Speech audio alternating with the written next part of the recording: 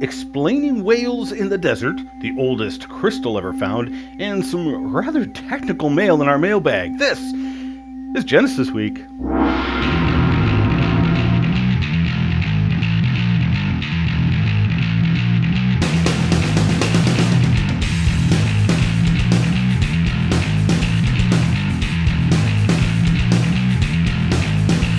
And welcome to Genesis Week, the weekly program of creationary commentary on news, views, and events pertaining to the Origins controversy, made possible by you, the supporters of Core Ottawa Citizens for Origins Research and Education.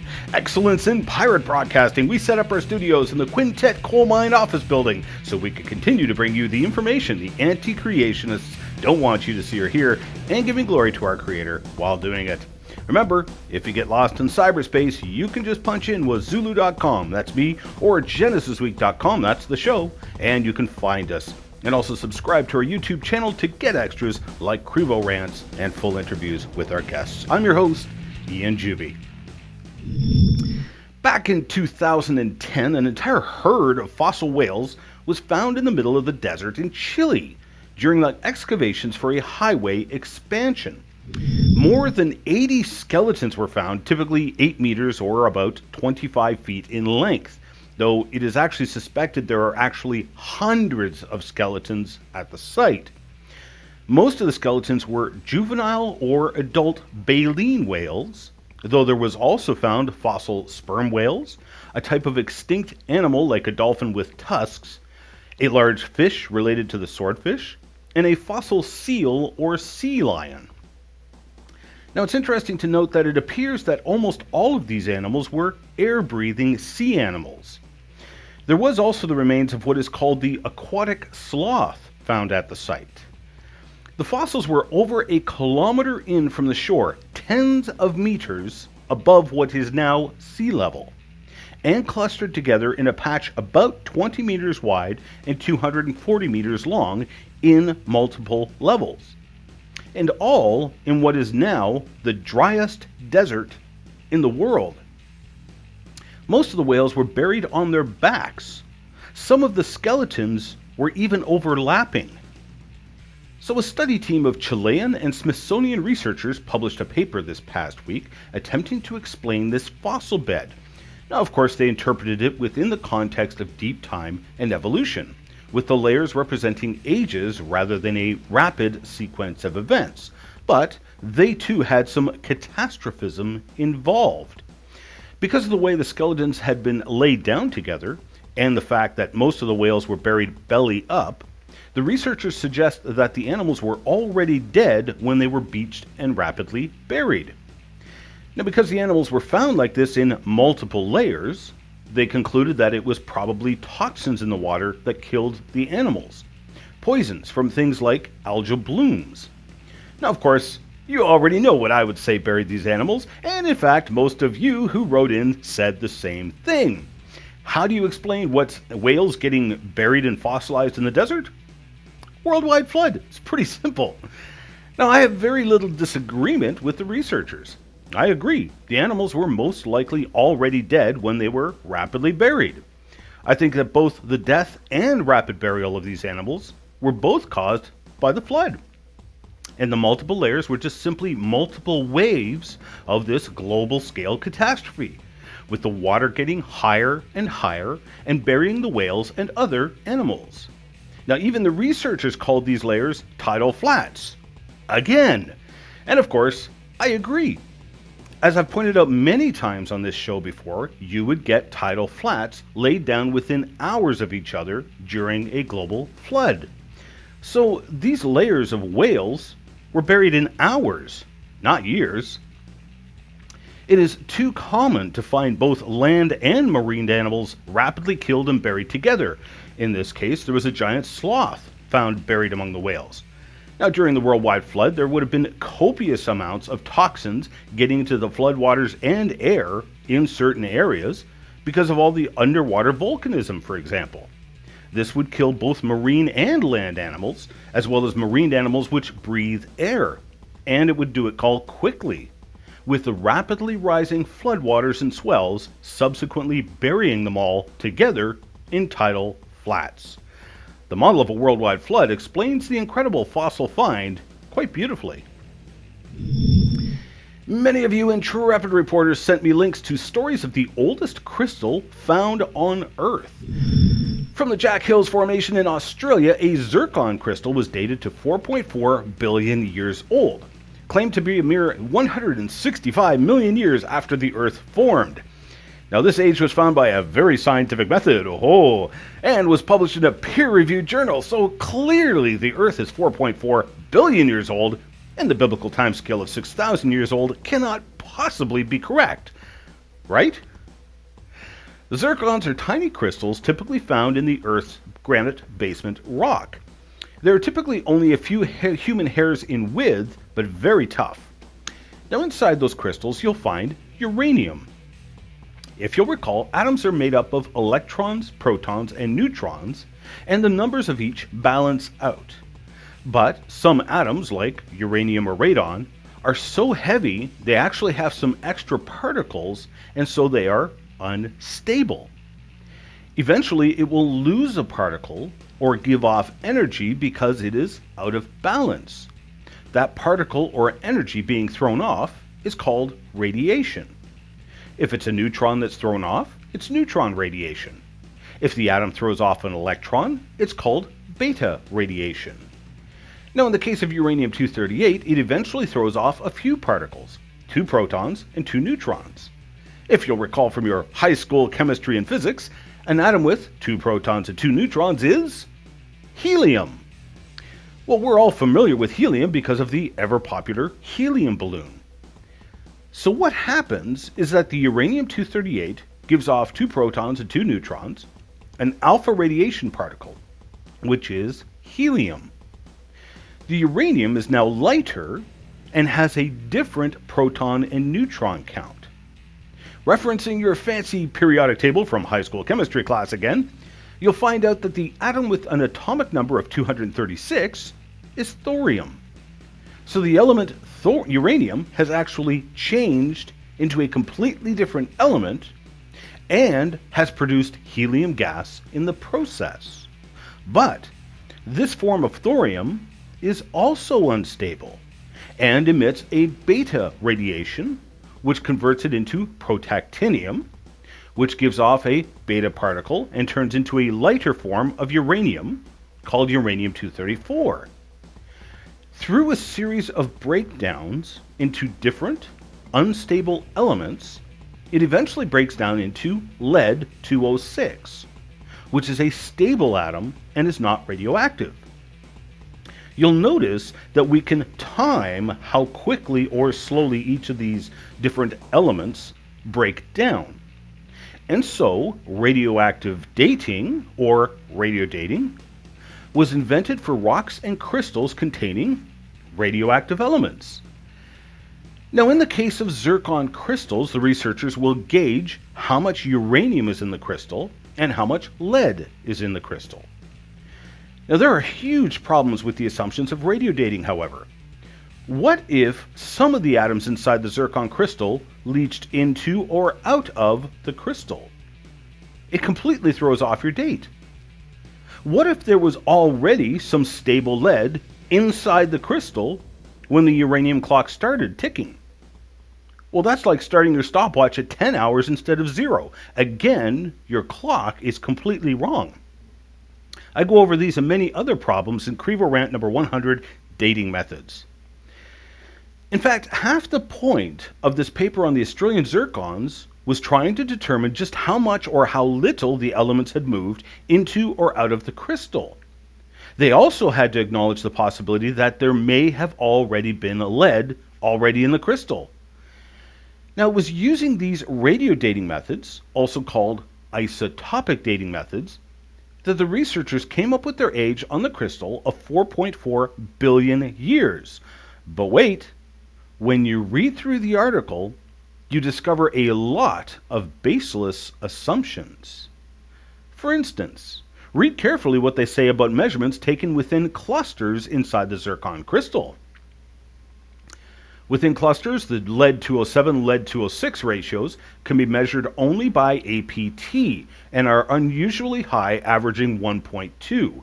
If interpreted as a conventional lead-lead model, that is projected from the origin of Figure 2, the 5.5 billion year old result is significantly older than the age of the Earth and clearly not correct. Translation?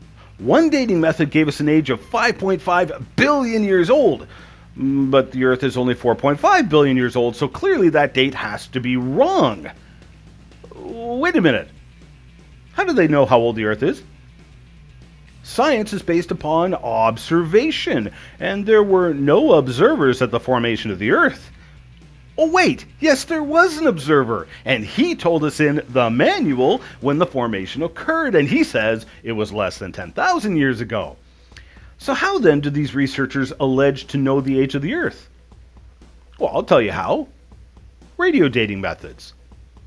But notice that when the radio dating methods give ages that don't agree with their evolutionarily assigned ages, they reject the dates.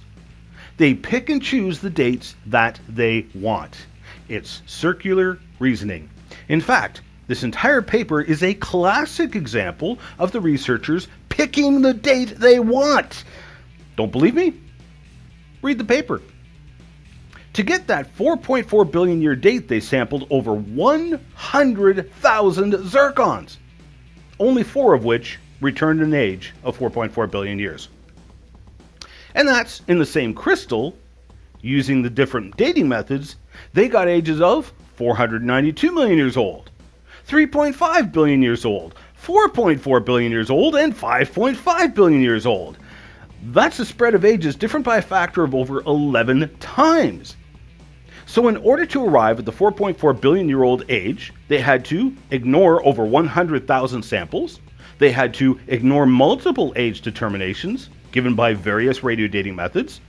They had to cherry pick the age that they wanted. Now, interestingly, they were completely silent on the amount of helium contained within the zircon crystals. This is interesting because I'm willing to go on record with a prediction based upon young Earth creation models. You remember how uranium inside the crystal produces helium gas as it breaks down radioactively? It's like there's a little helium generator inside the crystal.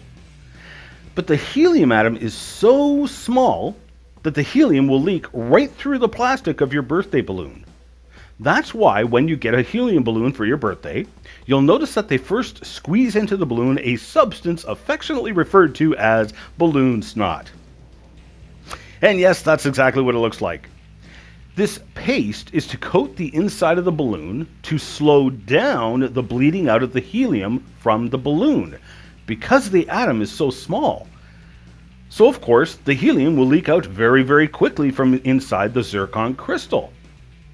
I'm going to predict that if the researchers actually measured the helium inside the zircon crystal, that they would find loads of helium. This is precisely the point that the RATE team made with the zircon crystals. The uranium to lead ratio inside the zircons shows billions of years of radioactive decay at today's rates. But yet all of that radioactivity produced a lot of helium inside the crystal. Helium which hadn't yet had time to leach out. So the RATE team made 2 predictions for how quickly or how slowly that helium would have to leak out of the crystal. If the rocks were only 6,000 years old, the leakage rate would be around here on the graph.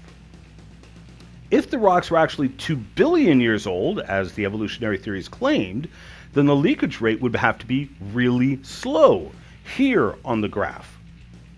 The young Earth prediction was 100,000 times faster than the evolutionarily deep time prediction. When they measured the actual rate at which helium leaked out, it was bang on the 6,000 year old prediction. This result demonstrated 2 things. 1, it demonstrated that the Earth was actually only 6,000 years old, not billions of years old. 2, because there had been billions of years worth of radioactivity that had gone on in only 6,000 years, that meant that all these decay rates were considerably faster in the past than they are today. That also means that all of these age estimates, which are based on the decay rates we measure today, are wrong. When you dig into the Australian Zircon's paper and take all things into account, you quickly find out that rather than refuting the biblical age of the Earth at 6,000 years old, the article actually wallows in its own circular arguing and contradictions. This doesn't prove the Earth is billions of years old at all. Stick around. We'll be back in 1 minute. Not again! To the horror of both fans and enemies, Ian Juby is back with more ranting goodness. Okay, Jacques. You first. Just when you thought his meds had kicked in, Ian goes off on a tangent about what killed the dinosaurs, the origin of life, defining evolution, and yes, even sex. It wasn't enough for an R rating, but nowadays, what is? Volume 4 of his ever-popular and ever-hated Kurivo Rants has 8 new short, fast, funny, and hard-hitting episodes. You can get your copy on the soon-to-be-extinct DVD for $15 plus shipping and handling, or purchase the instant digital download of all 8 tracks for just $8. Or you can buy all 4 volumes of his world-infamous rants for the price of 3. Order your copies today and have a party with, like, popcorn and stuff. Visit Ian's bookstore today.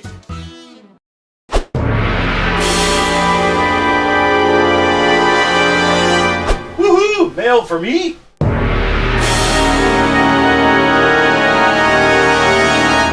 I started a little project on Question Evolution Day, and unfortunately the shows have been absolutely jam-packed to where I was unable to mention it until now. We want you to propose a question or a comment for evolutionists in the form of a picture. Now this is to hopefully bring about honest discussion with honest evolutionists. Get people thinking and questioning their paradigm. And in the spirit of good scientific study, asking questions of evolutionary theory. So frame your question in a picture and post it to our Facebook page or tweet it to us on Twitter. I'll be compiling submissions on our Facebook page in an album, and I may use your photo in a YouTube video or perhaps even on the television show. Just remember, submitting your photo to our Facebook page or tagging us on Twitter, you are granting us permission to use your photo in our various projects. Now, questions are preferred, but comments are also welcome. A similar project of questions and comments for creationists was posted, and one gentleman posted a poster very similar to this one, with this same thermodynamic formula and saying, if you can't read the above, then you shouldn't be talking about thermodynamics. I turned the poster on its head and pointed out that it's irrelevant whether or not you can read the formula, because thermodynamically speaking, you still cannot have the first life arising from non-life without violating thermodynamic laws. Longtime viewer Oren posted his from Colorado. If mutation is so common, why aren't there vertebrate species which are cyclopses, centaurs, multi-headed, etc.? Matthew Grove sent in his awesome question on Twitter. Why aren't we yet extinct due to our accumulated mutations?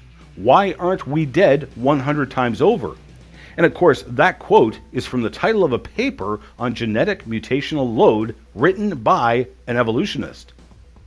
Will deny the science. Guy also asked, why do objects that are said to be billions of years old still have measurable carbon-14 in them? Eric posted an excellent question for Christians who believe in an old earth. Without original sin by an historical Adam and Eve, for what purpose did Jesus die? Thanks to those who submitted their questions. It's a continuing project. We want to compile as many as possible so you can view the submissions and post your own on our Facebook page at facebook.com/GenesisWeekTV.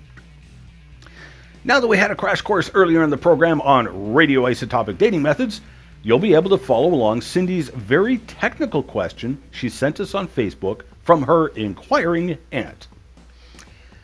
Electron spin resonance is not an isotopic analytical technique. Below is a book which explains what it is and how it works. Scroll down to page 45, specifically figure 2.13, where it gives an example of dating petrified wood. Pass this reference on to your contacts. I would like one of them to explain to me, using the scientific language of mathematics, why this dating method doesn't work. I don't want their opinion. Either they can refute these equations or they can't. If they can, then I'm happy to debate them on their work.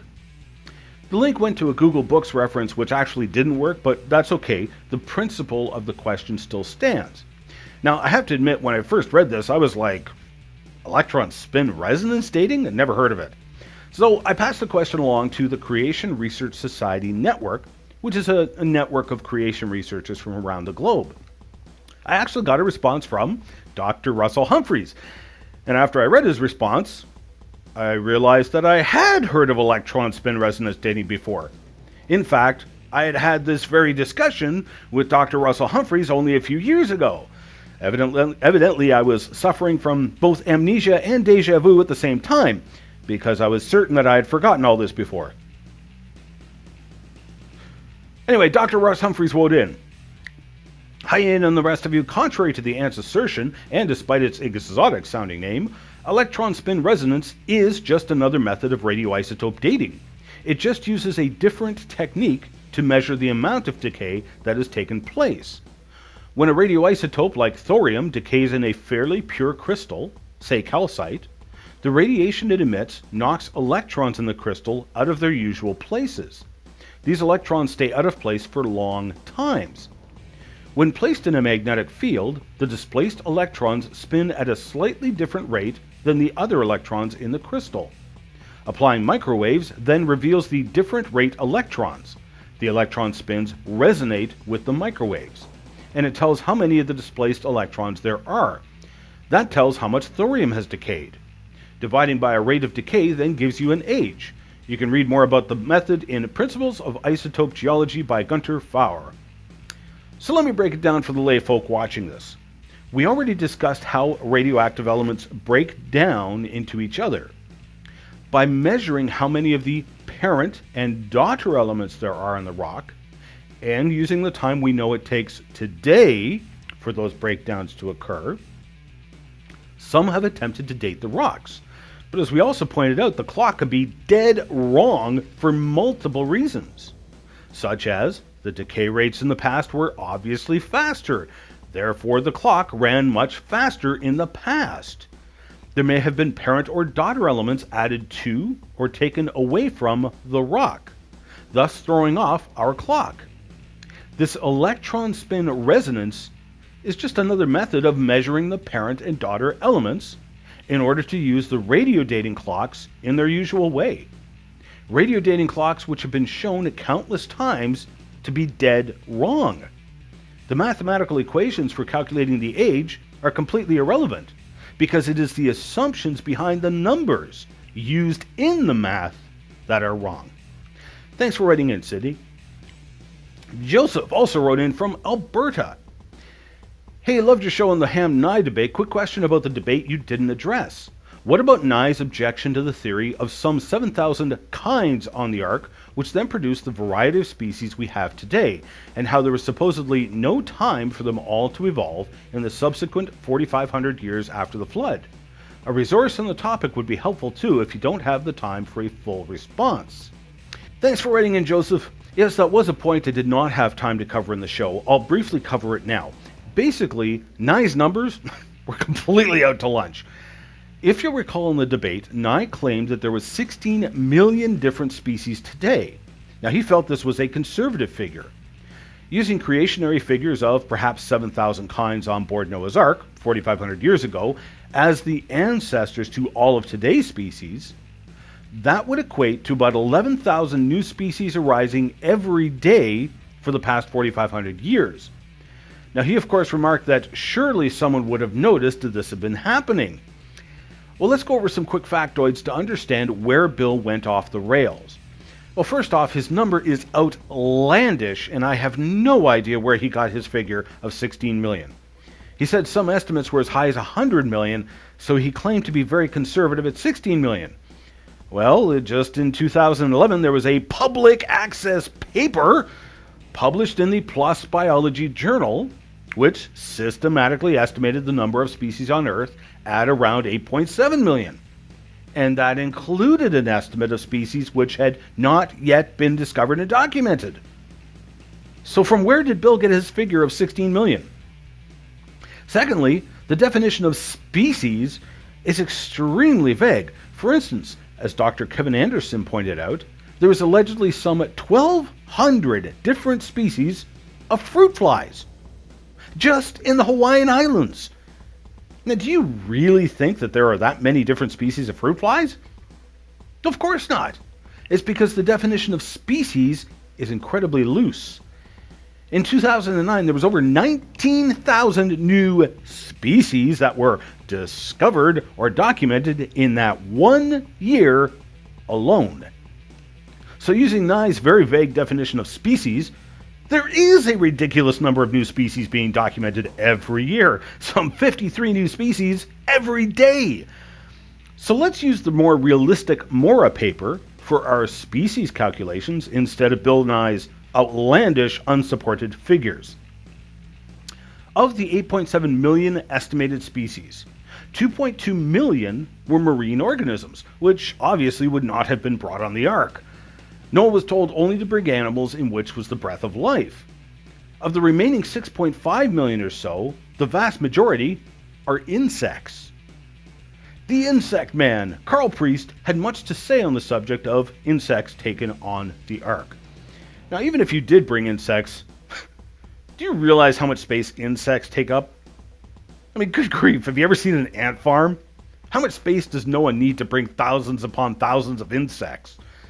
Furthermore, most insects would not need to be taken on the Ark. They would survive Noah's flood quite well, either just in the water itself or on floating log and vegetation mats. As Priest points out, there are loads of insects which can even breathe underwater.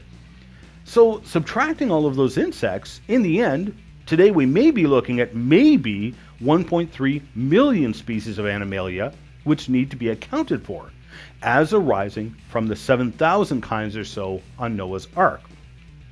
Well, that works out to about 289 new species arising per year for the last 4,500 years. Again, bearing in mind that in 2009 alone, there was over 19,000 new documented species in that 1 year alone. So which scenario is more plausible to suggest?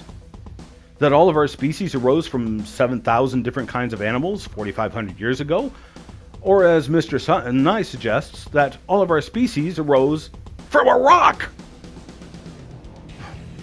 The biblical account of creation is far more plausible. In the beginning, God created. I'm Ian Juby signing off for now. Remember, you can send us your comments, questions, and hate mail to us in a number of ways. Remember those words from our Creator himself, who said, "I am the way, the truth, and the life. No man comes to the Father except through me." We'll see you next week. We are a viewer-supported program and need your support to keep this program on the air. Please pray for us, and if you wish to financially support the program, Canadians can make a tax-deductible donation to Core Ottawa, Canada North Post Office Box 72075, Ottawa, Ontario, K2K 2P4. While we cannot offer tax-deductible receipts outside of Canada, donors wishing to financially support the program can do so online at ianjuby.org/donations, and thank you for your support.